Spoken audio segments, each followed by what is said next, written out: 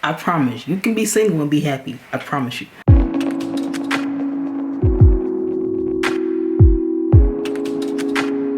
What's up, guys? Welcome to the club where everybody's welcome and anybody can join. If you are new to the club, welcome. And if you have been here, thank you for coming back.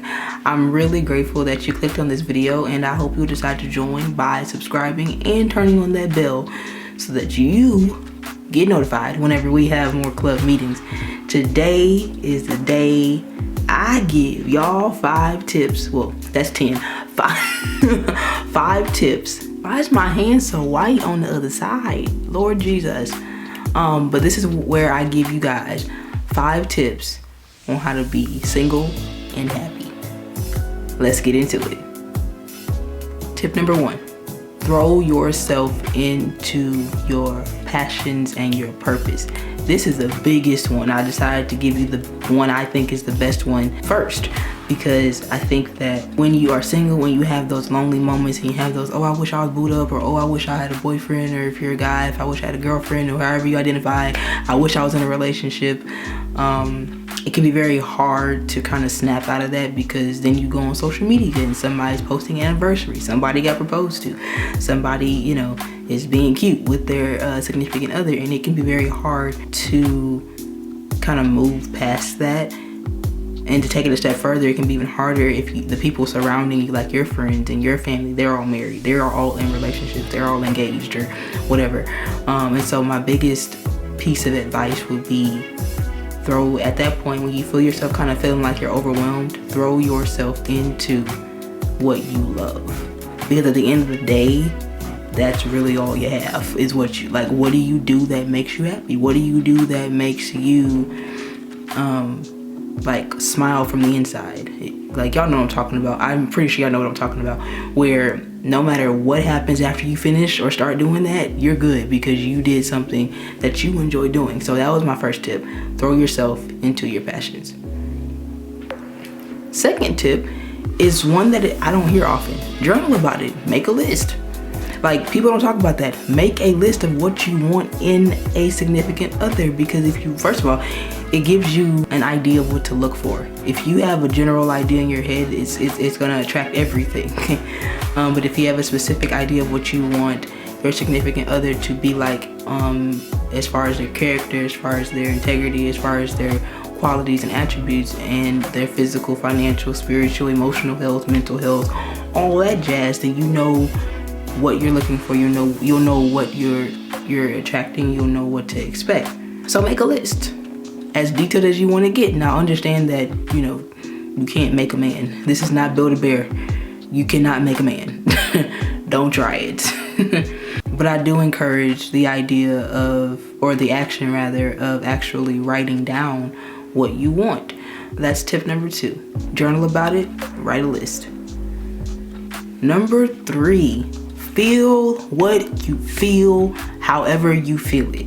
I know for a long time, after I realized that I just wasn't in a relationship and it just wasn't happening for me at the time, I tried to run from the feeling. As in, like, I would feel it kind of coming and I would just be like, nah. Kind of like dude in Cloudy with a Chance of Meatballs, he was starting to cry and he said, no tear, don't come out. Like he like basically willed the tear back into his eye. That's kind of how I was. I didn't want to talk about it. I didn't want to look at people being, you know, engaged or being together or whatever, and it makes you bitter. So you want to make sure that you don't do that. So I encourage you, I wouldn't do it every time, but you know, every now and then, feel how you feel. Shoot, I want to be booed up. That's how I can say that to you so freely. I want to be booed up.